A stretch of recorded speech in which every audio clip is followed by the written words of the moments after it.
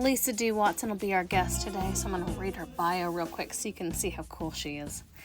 Lisa D. Watson, born 1967, grew up in Northeast Ohio, where she spent many days in the wooded forest behind her childhood home. The changing seasons brought an understanding of the natural world. Observing the indigenous animal and plant life became her happy place. The day that bulldozers flattened the forest to a suburb was the day she found her lifelong mission: tell the stories of the voiceless species of the natural world. Watson received a Bachelor of Fine Arts from the Columbus College of Art and Design in Columbus, Ohio. Since her academic studies, Watson has used salvaged objects as her medium. Her practice reduces landfill waste, conserves natural resources, and saves energy, while mitigating climate change and preserving our planet for future generations. Her assemblage pieces contain clay and reclaimed materials such as paper products, metal, industrial wood, produce netting, and more. Through her art and garden designs, Watson strives to find balance between urbanization and conservation. Her company, Planet Green, LLC, provides homeowners with creative and sustainable design solutions, emphasizing the use of native plant species. Currently, she is collaborating with the Georgia Plant Conservation Alliance, the Longleaf Alliance, and the Georgia Native Plant Society to document imperiled plant species and support restoration and rescue initiatives. Her solo exhibitions further expand on her enduring purpose and include Avantgardia at the Telfair Museum's Jepson Center here in Savannah, Georgia, Dear Humans at the Studios of Key West, Florida, Cemento Armato in the Florence County Museum in Florence, South Carolina, Interurban in Brassworks, Montclair, New Jersey, and Avant-Gardener toured for 9 months to Sulphur Studios, Savannah, Georgia, the Coastal Discovery Museum in Hilton Head Island, South Carolina, the Everett Center for Arts, and the IAB Gallery in Georgia Southern University in Statesboro, Georgia. Most recently, Surroundings, Daydreaming in the Chaos was created during a 6-month residency at Clayer & Co. Ceramic Studio and displayed at Ology Gallery in Thunderbolt, Georgia. Articles about Lisa have been published in the Savannah Morning News, Wall Street International Magazine, Local Life Magazine, Savannah Magazine, Paprika Southern Magazine, the Longleaf Leader Magazine, Voices of Nature, Voyage ATL, Connect Savannah, and Forbes.com. After receiving a certificate of interior design in Chatsworth, California, Lisa moved to Savannah, Georgia, and works out of her studio and native garden. I was so lucky to have joined her in her studio to look at the just rows and rows of immaculate artwork. I will start with David Laughlin's questions. Okay. Who are you, and how did I get in here? Well, I am Lisa D. Watson, and I am a middle-aged woman who cares about the world more than most, I think. Anyway, how did you get in here? I let you in here. Yeah. You're very special. I don't let a lot of people in here. Thank you for letting me into your studio. It's beautiful, and I am jealous by the quantity of work that you have finished and available. So many pieces. I'm shocked. I've made 75 pieces just this year. Really? Yeah. Is this all connected to the Hosts and Heroes projects, or is this, like, totally separate? From the show I had called Surroundings. In Ology, this February. Yeah. Okay. And then, and I made a lot of little pieces, too, which sold, which is key, I'm finding. Not make a 36-foot painting that's sitting in my studio. I don't have response. I don't have words. 36 feet. It's I can in see that from sections. here. It's in 11 sections. But I made that piece for a show in 2022 and 2023. And this very wealthy guy contacted me and was going to buy it. He didn't even flinch at the cost. Sure. But it was about 10 feet too big. Isn't that always the way? Yeah, but I said, I'll cut it. We'll make it work, and then I didn't hear back. So People are funny that way. Yeah. I mean, I've spent years in art galleries, and sometimes people just want an excuse to not go forward with something. Like, if it doesn't fit the exact space they had in mind, the percentage of people that won't go through with an artwork that they love is astounding. I'm so surprised. Yeah. Like, they just maybe don't want to spend the money. I Yeah. really don't get it. But Yeah. the smallest things have talked people out of, like, changing their homes for the rest of their lives. Very sad. But they'll spend, over $10,000 on a granite countertop. Right. Different priorities. Yeah. Not my priorities. Do you have a set schedule to work? I'm working on that. When I was working towards surroundings, I had the best schedule. And I also received a residency with Claire and Company, who owns Ology Gallery. So I spent 6 months in the studio making clay works, which was awesome because that was my major in school almost Really? 25 years ago. So I made so I worked there, and then in some mornings during the week I work in my gardens that I maintain, and it was kind of a perfect schedule. But it is off like crazy right now, and I'm figuring it out. The summer is a weird time for everybody. It's the time we hibernate in the South. Yes, it's just too hot. Our brains don't work. Yeah. Can you walk me through your creative process, start to finish? You use so many unique materials. How are you finding these? Is there like a standard for you, or does every piece change? Oh, goodness. I'd say for my wall work, okay, I don't want to pause too long, or you're going to have to edit me out. It's fine, doesn't matter. So sometimes I'll find a surface that inspires me alone, but it depends on what the subject matter I'm working on. And honestly, since 2015, I have been working on exhibitions. You've been busy. The entire time. So every year, it was either, I curated a lot through to 2016 to 2019. But then I was in some shows. I was in New York shows, New Jersey shows, Florida, South Carolina. So like all of them were working towards that. And this is the first time I'm working on the project I wanted to make since then. So it's been a decade. And I appreciate that people want to show my work, but it's a weird process. I needed to just step back, and I've been saying no, which is the hardest thing to do, because like there's artists out there who say yes to everything and they're exhausted. Yes. And I was saying yes to everything, and even being on the Historic Sites and Monuments Board for 4 years, which was so much time. Like volunteerism, I say no to right now. You gotta cut back. You gotta prioritize. Yeah. You can come back to it later. That's great. Yeah. So, okay, now that there's no shows, there's nothing on the docket that you're required to do. What are you working on? I have group shows coming up, but the work is completed. One is at the Sea Island Center in University of South Carolina up in Beaufort. Oh. So I'll be in a group show with all women in that show. And when does that come out? It opens, I think, mid-September. Okay, coming up. Joanna Angel is the curator there and professor at that school, professor of art.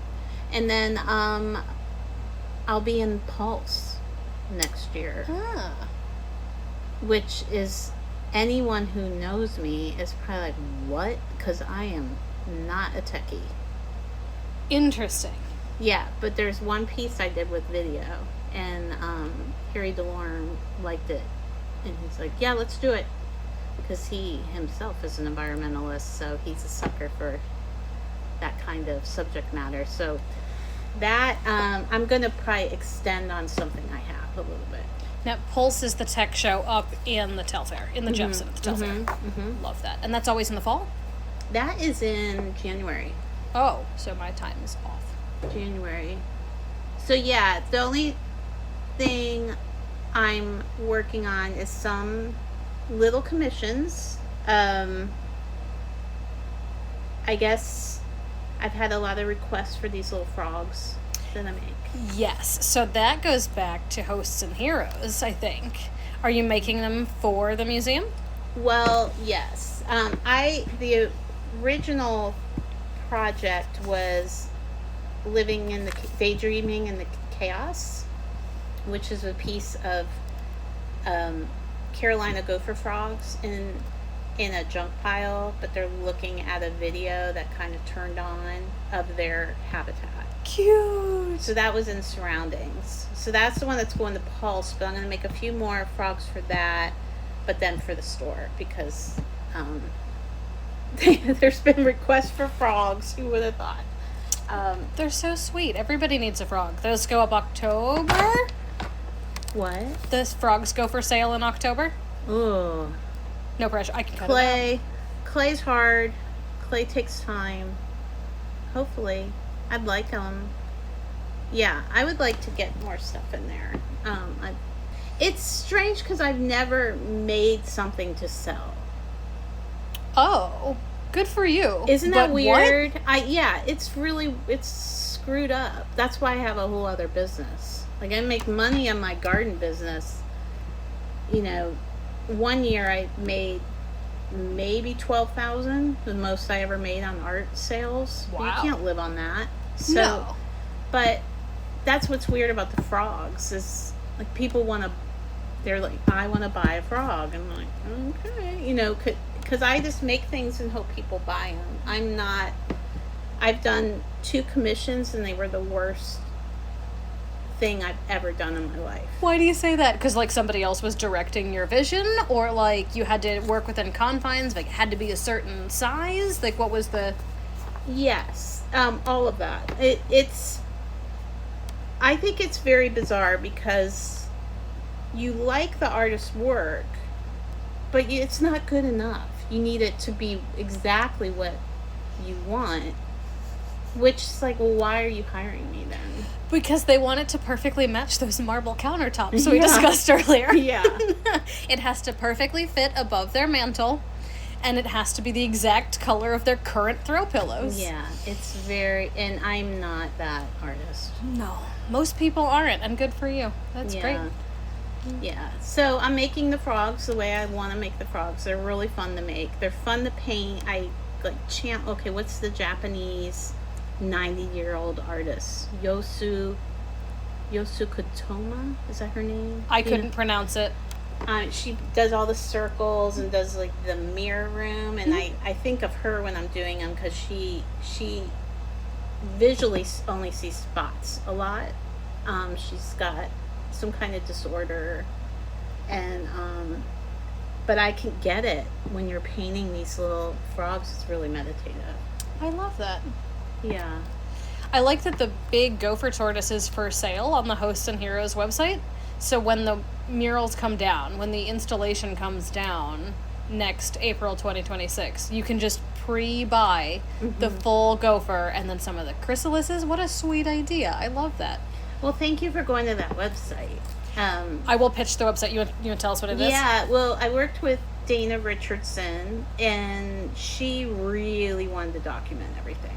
And I document this way, and I have folders, and I make, like, up here is a folder for each of my exhibitions. So I have all the sketches and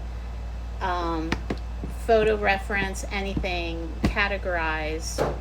I think about death a lot, and I want my nieces to like go, oh, this is all ready for me. Like, this studio is immaculate. Yeah, you clearly spend a lot of time keeping everything together. I'm looking at like labels on boxes, ribbons and bows, buttons and beads. I mean, that's for my husband too, so he can find things. Which I should do in my kitchen.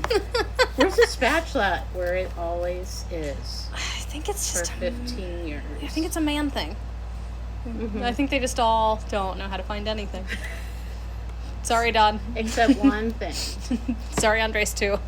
She really, we were taking pictures and we were going to locations, but we only had 4 months to make this whole thing. So we couldn't go to every single location, but I had been to a lot of these locations, so I would share photographs with her. So it's really nice to have that, especially we have a QR code on one of the windows, so people can go right to that. But yeah, I mean, it's the Jepson or the Telfair gives us a little bit of money to make it, but when you spend 4 months, and for me, when I have an exhibition, I don't make a lot of money on my garden because I get very focused. So you just hope somebody might purchase something. I love the gopher tortoise. I've had a couple people ask about it. That'll sell. That'll sell before you pull it down. I thought that was super cool. The chrysalis, like, that's so sweet. I'm glad they're having you do the little frogs. Little frogs. I wasn't sure about the chrysalis. Like, I'm just walking over right here. I'm gonna grab. See, I made a bunch of them. Oh, of course. I'm looking. Another labeled box. Look at you. So organized. I have to. See, I made. Oh, those are bigger than in my head, too. Oh, those are nice. So this is the last stage of a monarch chrysalis before it comes out. That's beautiful. So I made a bunch of these, and these were really fun. Yeah, so These were your wall rejects? these, I just made them thinking I made this. We're just making things to see what's going to work. And our final window reclamation, boy, did we struggle with that one. Why? Because we love the word, but we didn't have our idea yet. You thought it would just fill in as you kept working, and then it never did? I love what ended up happening. And there is the chrysalis in there of the butterfly coming out, and then a few of these. But, yeah, I mean, if you're going to sit there and make clay stuff, you make a bunch of them. Because everything's got, it takes, once you start something, you have to continue or it'll dry and you won't be done. Yeah. So it's that I really respect potters because you have to commit to it. You can't, unless you're like, oh well, it's dried up, it's gone. I'm not that person because I don't like to waste stuff. I think in my head a lot of pottery explodes, but one of the gals at Dream House was like, no, like it's not that serious. They lose stuff very infrequently. Do you make extras just in case there is a kiln accident too? Yeah. Okay. Yeah. Everything I've been making, I joined the clay community in 2023, and I only had one explosion. Oh, And that's great. I've probably made about 70 things, so that's pretty good. And I would make things, and people are like, "Oh yeah, that's gonna explode." I go, "No, it's not. No, it's not." What makes it explode? Teach me Well, something. What makes clay explode? If you have a hole inside the clay, Like a bubble? a bubble. Okay. Thank you for saying bubble. A hole was not correct. A bubble that can create it, but you got to keep your clay pretty thin. If it's solid, there's no way for the heat to escape, so it'll just blow up. Oh. So that's why things are carved out, and even if you're doing something sculptural, you carve out a lot of it and just leave that much on the outer. An inch is pushing it, but I push it because I like the thickness and I like to be able to carve into it. It's so much fun. I've known you since 2018, but you originally started art in clay. I'm only used to the fine art where it's the assemblages. I mean, that's so fun.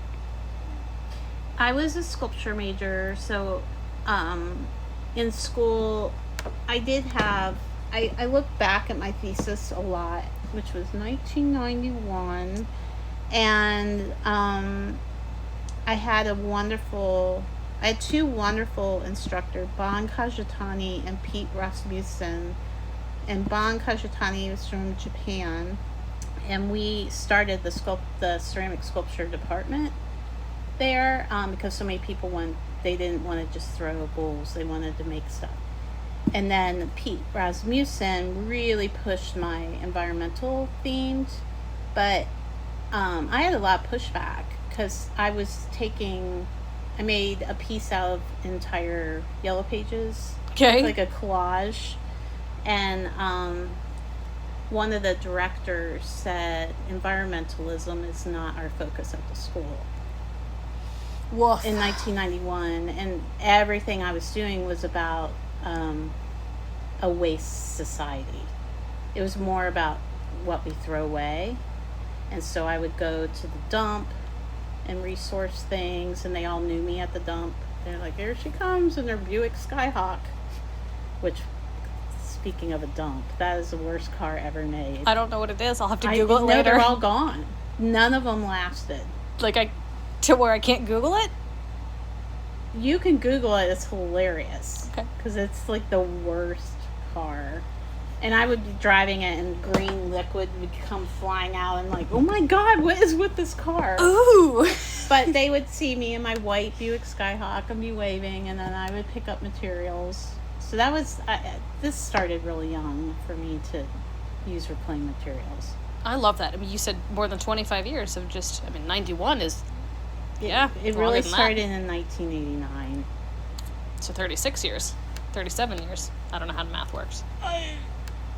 Yes. I gotta quit worrying about my age, because I've realized the older I get, the better my work's getting. Practice. Yeah. Perfect. Yeah. I was just talking to my friend Samantha, who helps me a lot in the gardens and in my studio. And I was talking about this article about the top artists under 30. And there's always this like young artists. And I have known a lot of older artists and see how much their work is. Like, something happens in their 50s and 60s. Like, it just becomes brilliant. Like Kara Walker.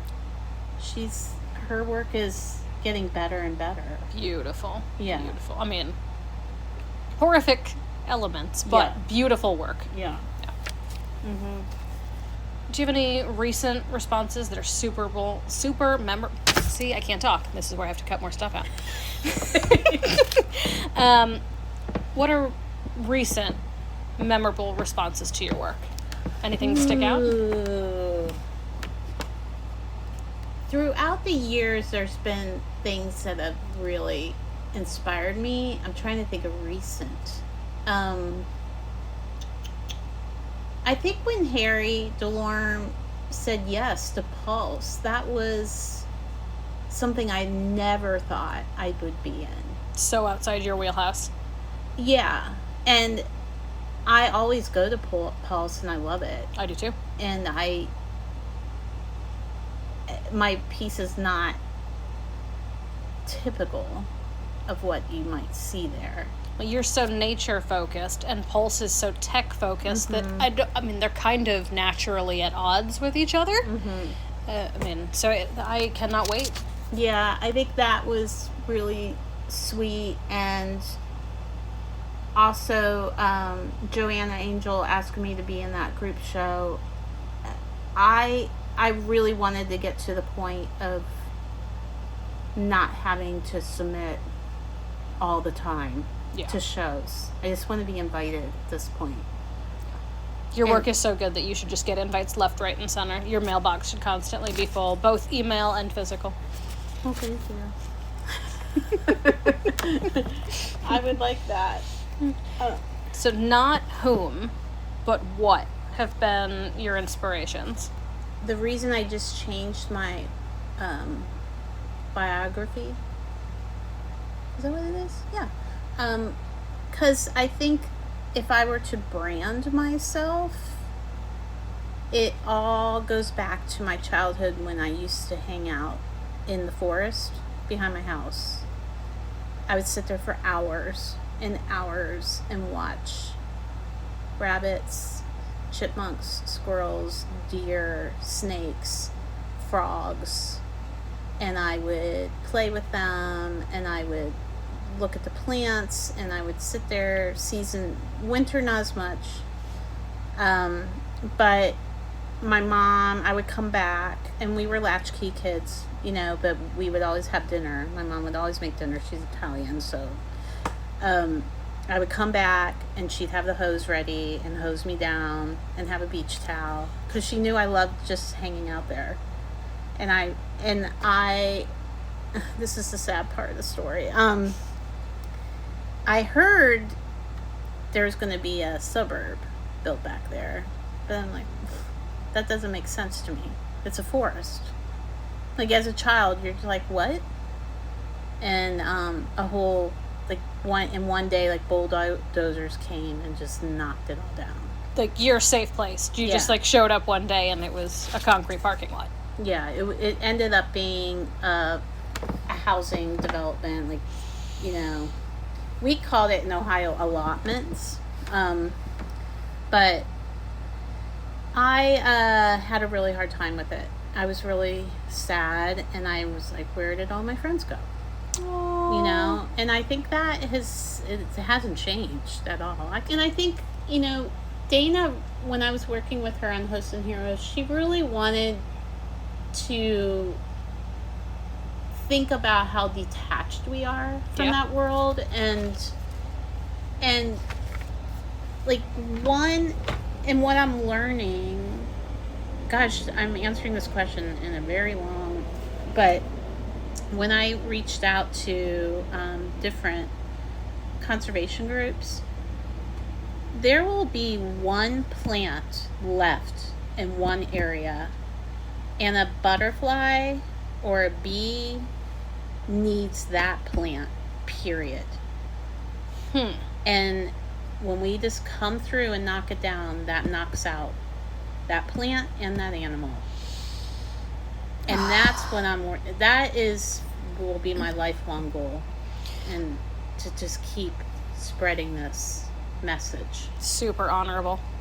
Brienne Walsh, a contributor to Forbes, wrote about your work in 2022. And in that article, she said, her words, "We've obliterated natural environments to build habitats devoid of nature without thinking about what it would do to our psyches. Mm-hmm. The end times is not a heat event. It's a Costco built next to a mansion, next to a warehouse for Amazon."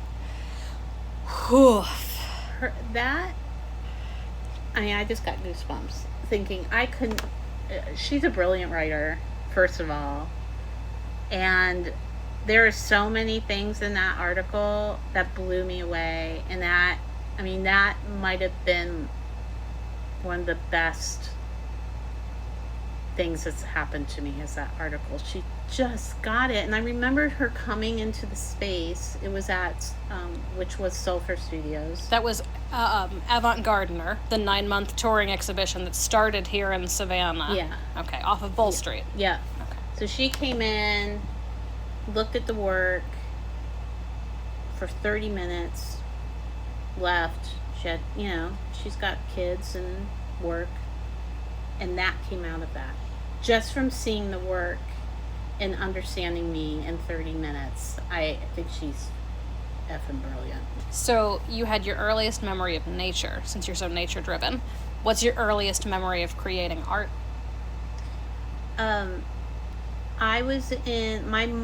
dad almost got transferred to Buffalo, New York from Canton, Ohio.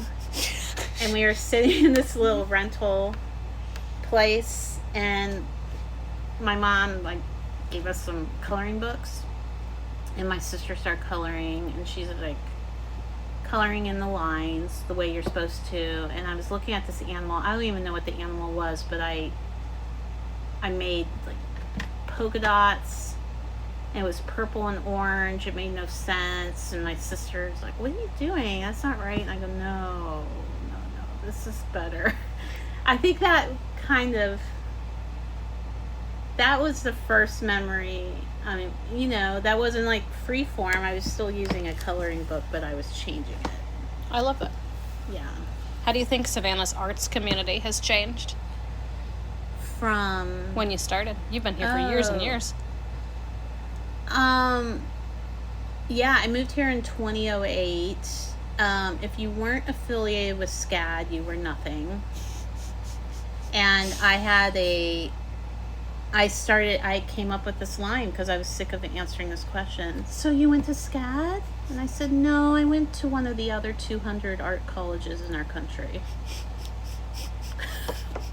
I also did not go to SCAD. Yeah.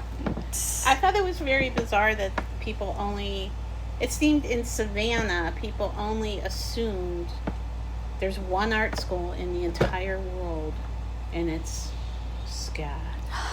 And, but then I got to know there's a lot of instructors and, appreciated their work. And there was, I think, you know, when I moved here too, I heard about the early 2000s when they were trying to, what now is Starland. They were like, there was all these visionaries at that point, you know, so I think it just, and the art scene was crazy. Like, people were having fun, and I think it was a little more edgy back then. Gosh, how does it change though? You know, things come and go, and I don't get attached to anything anymore. True. How do you see it evolving over the next few years? Is there something you want to see in Savannah? I think the biggest, and I've been really lucky. I think that people want to show my work, but I think it's got to, oh God, I'm about to say it. I think it needs to be less cliquey. Fair enough. Reasonable. Yeah. Everybody's got to reach out to everybody. And I get it. You get along with certain people, but it seems, you know, I've heard people say, I feel like a gallery only shows these 10 people, or will reach out to these 10 people. So I think that's kind of a problem. And it's boring because I kind of quit going to the galleries because, like, how many times do I need to see this The work? same, yeah. Well, and we've lost so many over the years. I mean, there's so many that are gone. We haven't seen any replacements for a city that's supposed to be so art-oriented, and we're constantly one of the biggest art cities in the country. I mean, we've just lost people left, right, and center. And the artists are here, but the spaces don't seem to be. Yeah. Maybe we just need more, I don't know what we need. Me neither. I don't think there's I think we can't depend on Savannah. You have to think outside of Savannah. Oh, at least that's where my head is now. Well, you get to show everywhere. You're so popular. Well, I don't. It's hard. Nobody's calling me from New York, you know. But you've shown in New York. You've shown in New Jersey. You've shown. They're just not calling you this minute. The next big project will be somewhere insane that just because you said that. Good. Okay. Let's. Okay. Teach me something about clay. Well, there was a fantastic show at Ology Gallery. It was called, it was all about wild clay. Okay. And it had clay from all over the country in North America. And so you can just go out and get your own clay. Really? Yeah, that's what, because I always purchased clay. And when I was even in school, you know, they had clay. And I didn't really think about where it was coming from. And for any potter that's listening to this, they're like, what a moron. But I think when you saw this show, which was, God, it was so good.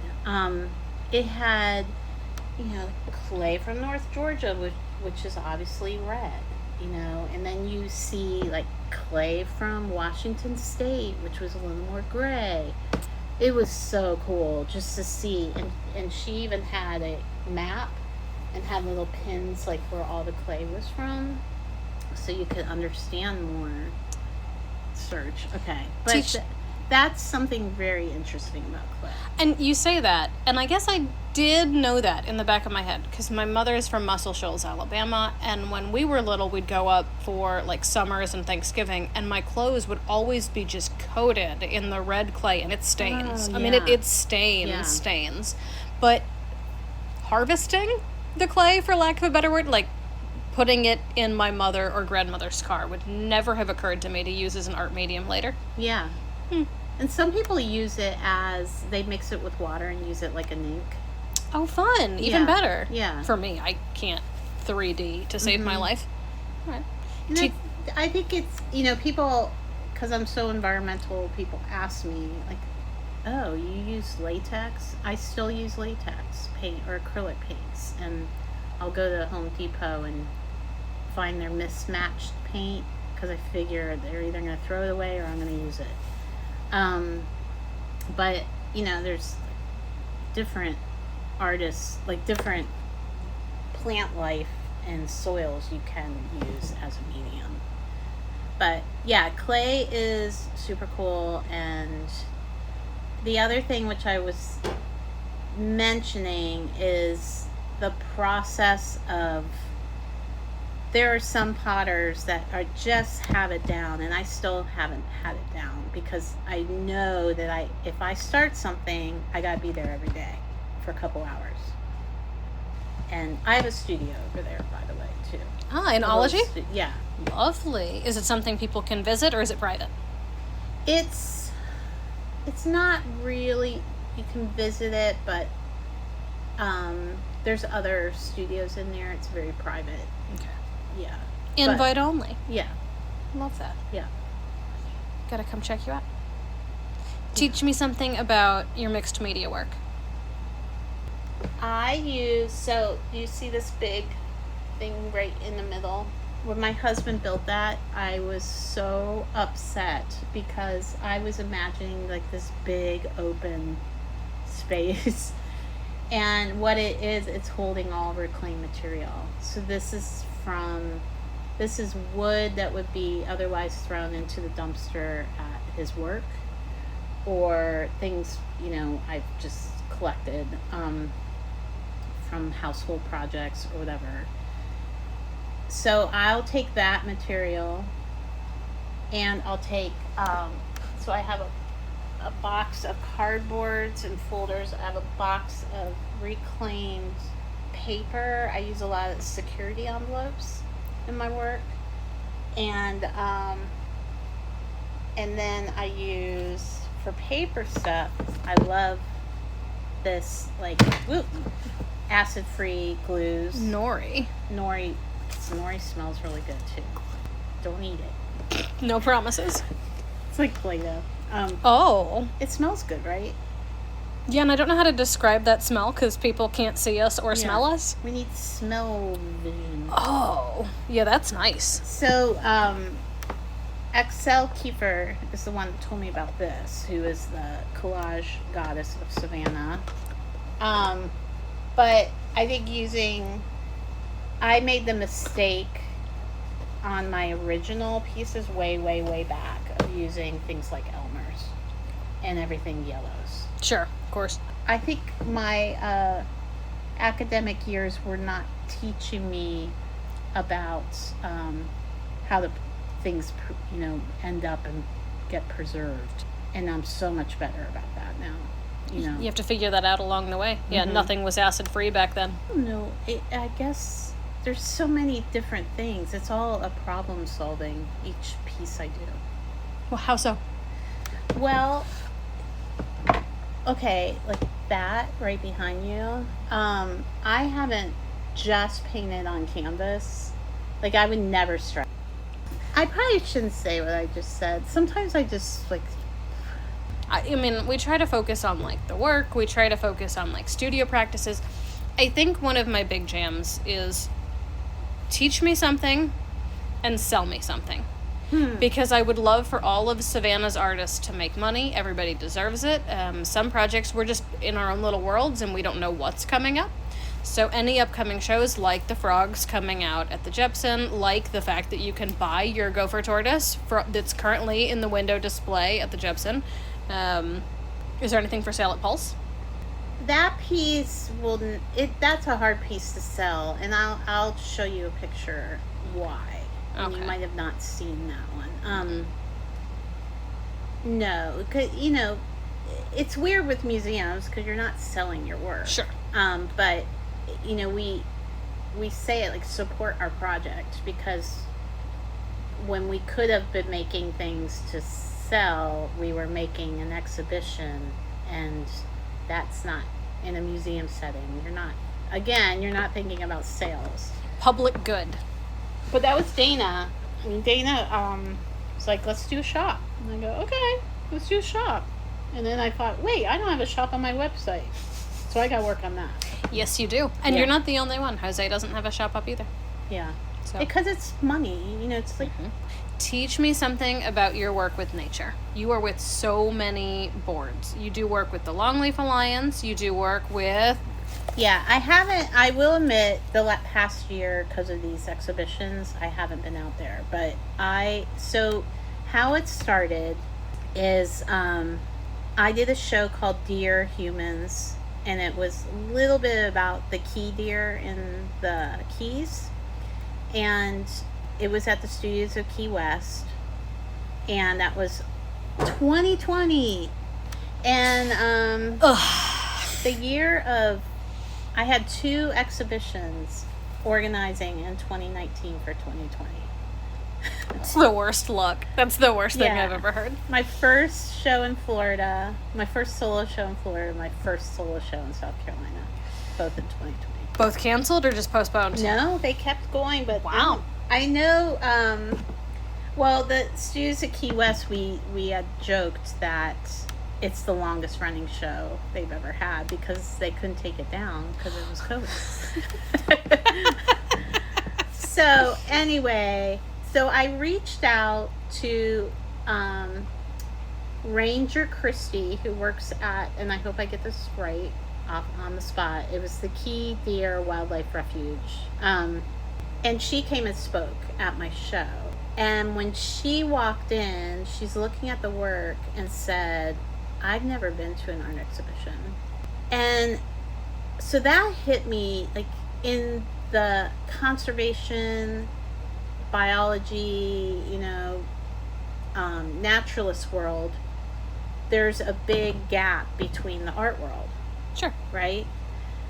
So somebody came in to the opening night and said, I knew about animals, but I didn't know they were endangered plants. Reasonable. Huh. I mean, I think that's interesting. We see the polar bear everywhere, but we don't see plants. So all of that hit me, and I came home and realized, okay, who do I need to reach out to? So I reached out to the Georgia Plant Conservation Alliance out of UGA, University of Georgia. And she connected me, Jennifer Seska, who runs it, who's like the Jane Goodall of plants, and I'm not kidding.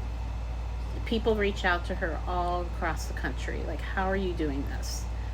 Which, yay for Georgia. I know we're a reddish purple state, but we do care about our plants. Yeah. Some people do.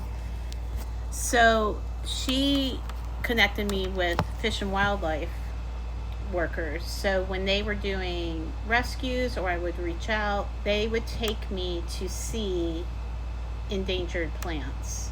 In exchange, I would never disclose where these plants are. Love it. So that's where that started. So then I also reached out to Longleaf Alliance, and I meet up with Lisa Lord, who works out of South Carolina. So most of the surroundings was locations that Lisa took me to. Locally, there is the Coastal Plain Georgia Native Plants Society. So that's that was the most local chapter which is in Tifton, which is 3 hours away.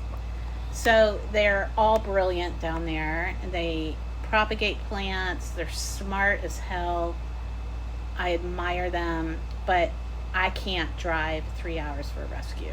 No. Like, so a few people are like, we need a local chapter. We need a local chapter. So I organized with another woman that moved to Pooler, and we met at her house, and there were like 8 people. And I was so proud of myself because I knew I didn't have the time to be on the board and like run it. So I just got the people, and they're like, I'll do this, I'll do this, I'll do this. And I was like, zip, zap, I did it. And I walked, it's like, okay, I'm leaving. They're like, where are you going? I go, done here. Work is done. Good job. You guys do it. I'll see you at some meetings. Because I knew after the Historic Sites and Monuments board, I'm still working. Yeah. Like, a lot of people want you to volunteer here, but when you're working, finite resource is time. Yeah, if you have nothing, like if you just have a 9-to-5 job and you have no hobbies ever, then that's great. Yeah. You know what I mean? But if only you so many hours. are working and you're either an artist or you're a chef or whatever, you don't have time. Nope. Well, and you get bored, right? So you were on the board for the Historical Society for years. At a certain point, you just got to walk away because it's not as much fun as it was in the beginning, I assume. It was never fun. No offense, it was a Historic Sites and Monuments board. It was interesting. And it's only once a month, but because I don't do things half-ass, I would research each and everything. Sure. And especially the square renaming. I went through every square, was figuring out how each one was named, and I was happy to be a little tiny part of the renaming. You're just so popular. You're everywhere. Yeah, and it won during 2020. Which honestly was the worst freaking year. Talk about your company. Oh, Planet Green Design. Mm-hmm. Okay. So I had a native garden in Los Angeles where I lived, and I just bought native plants. Easy, done. And I came here, and I was going back and forth to LA, working in the film industry for a while. And then ended up getting a job here in Bluffton at a hardscape company. And the only indigenous plants they were using was muley grass and wax myrtle. Everything else was from China, Japan, Asia, South Africa, North Africa, like Europe. Why? Because it grows fast. Ah. And I kept saying, what about blah blah? What about Joe Pyeweed? What about, they're like, no, it loses its leaves. That's what plants do. What? So I met my husband, who now is my husband, and decided to move to Savannah and just open up the company. And it was interesting. I had a lot of pushback from local landscape companies. One nursery, when they saw me coming, they would all run into the building. Because all I would do is go, what native plants? Did you guys have any native plants? And so then I ended up buying a lot of my plants from the Native Plant Society. And then a company I hope they reopen, called Thompson's Gardens. Okay. Out in Pembroke. I see the difference so much of a non-native garden to a native garden. When I pulled up in your front yard, I was greeted by multiple butterflies. Oh, you were? Mm-hmm. I have not seen butterflies in quite some time downtown. It's been a while, and this is the first time I can recall a flock of butterflies just emerging from your garden. What color were they? They were brown. So here's the thing about monarchs. Everyone knows what a monarch butterfly is. They are the superstar when it comes to endangered insects. And most people know now they have to plant the native milkweed. So in Orlando, you might have seen a lot more of the Mexican type milkweed. Okay. Those do not work up north. They can grow, but what happens, people don't cut them back, and that's what was spreading the disease. Oh. That was causing a lot of monarchs to die. So, education.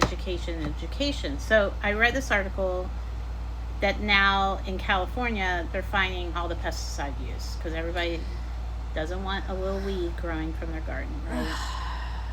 And that's wiping out. So, 90% of monarchs are gone.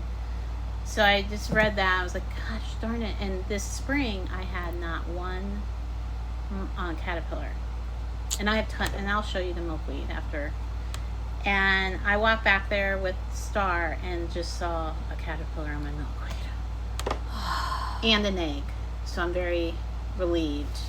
Fingers crossed, more butterflies. Yeah. But that said, every different plant hosts a different butterfly. So even though we all know about milkweed, for swallowtails we need things like the Hercules club tree, or we need things in the carrot family, and then like our native blueberries supply over 120 different moths and butterflies food. Whoa. So and it's not the fruit, it's the leaves. So the caterpillars eat the leaves, and then they grow, and then they turn, go into their 2-week process of chrysalis. Moths are cocoons, and butterflies are chrysalis. But a lot of what our disappearance too, the monarchs will end up being on underneath an eave or fence, but our swallowtails make their chrysalis in the leaves. So this is why I tell people, don't rake up your leaves. So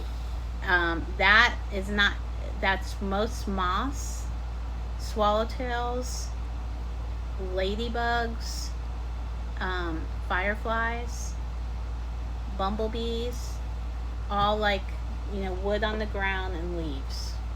So when people rake up their leaves, I think we talk about pesticides a lot, but I think removing leaves and bringing it to the dump we're losing most of our insects. That's such a wonderful way to help save the environment, because it's saving you work.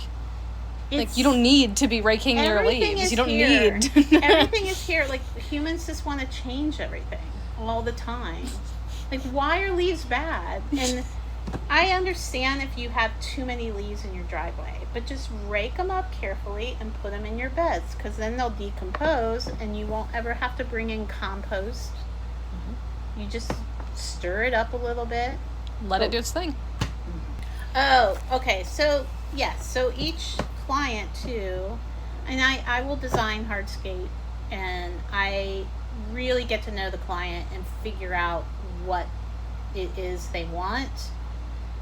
But they know at the beginning that I'm not planting your Asian plants. No. Not happening. It has to all be native. You have to want to help the local environment. Yeah. English ivy is the worst. Really? Yeah. Why?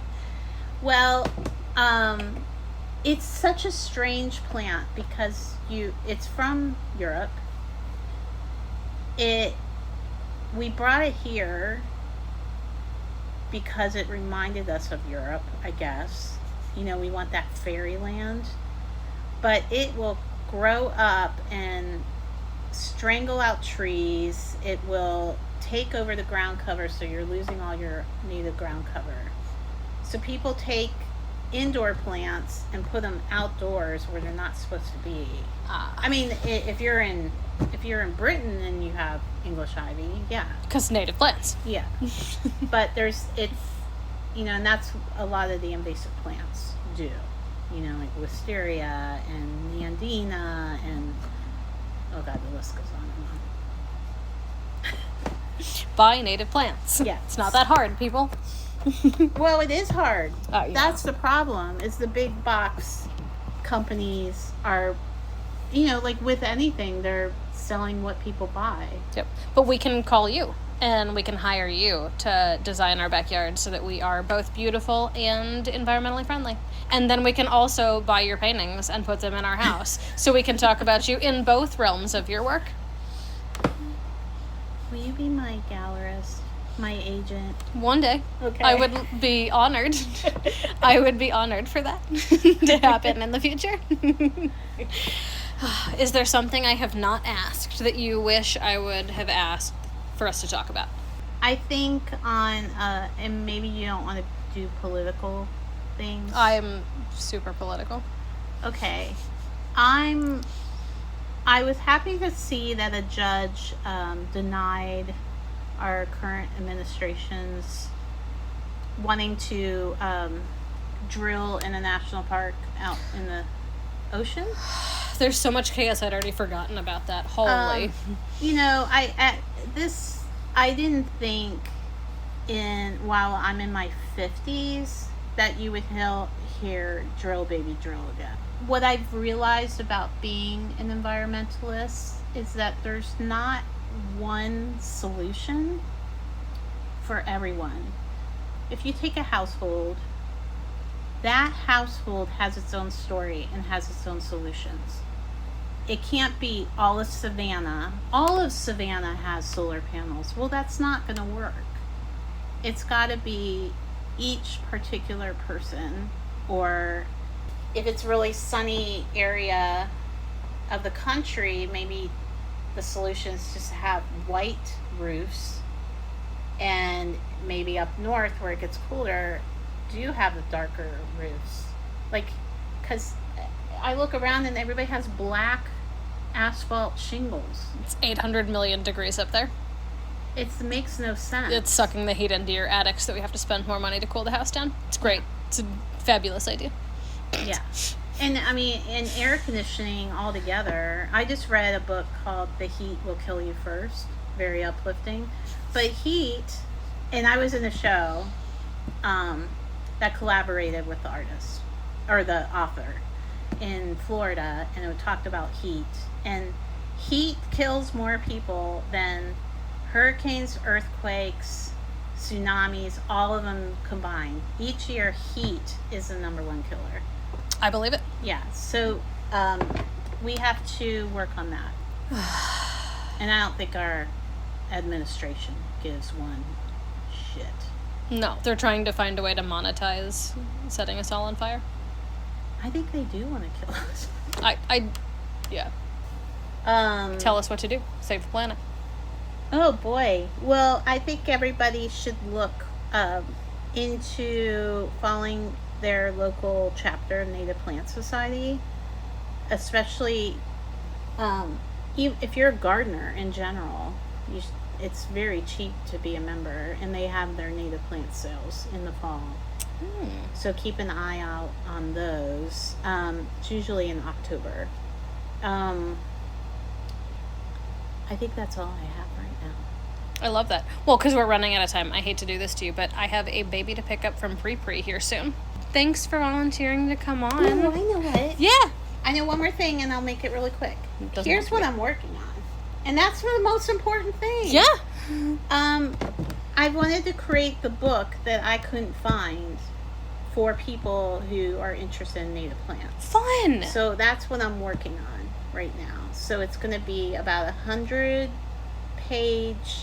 book. It's going to be artful, but also informative. And it's based off of my 15 years of having this native garden and the plants that work and that I think people should buy and have in their garden. Do you have a published date set-ish? No, I do not. And I'm not putting a date on it because I will then it won't be fun. Yeah, it's too stressful. Yeah. All right, so what I'm hearing is when you have a book come out, you're coming back to talk to me and pitch your book super hard. Yes, and I've already do have the venue that said they will host the event, and then I'll also, because I make related artworks. Sure. As well. Can you say who? 2424. Oh, I love her. All right. Yeah. Very good. Yeah. So there's a whole party. We'll have you come back and do a big pitch for the book release and an art release. Yeah. Oh, I know. I'm excited. that's so cool. Yeah. You're so cool. Oh, I don't think I'm cool. I think you're really cool. Your bio is great. There's so many books in California about nature and plants. Not here. None in Georgia. There's only a couple that are like, they're not telling you how to take care of them. That's what I want to do too. I love that. I'm excited. I can't wait to own this book. Oh, you'll be my first buyer. Yay! You might even get it free. I will pay you. I'm sure there's a bunch of people in line to be your first. That's gonna have a wait list. While it's starting to come out, you should put something out for us to pre-sales. Thank you for having me. It's so nice of you. Thanks for joining us. It was a real pleasure to sit down with Lisa, and most of our chat did not end up in the episode because it was just us hanging out. I hope it was as much fun for you to listen to as it was for me to record. All right, housekeeping.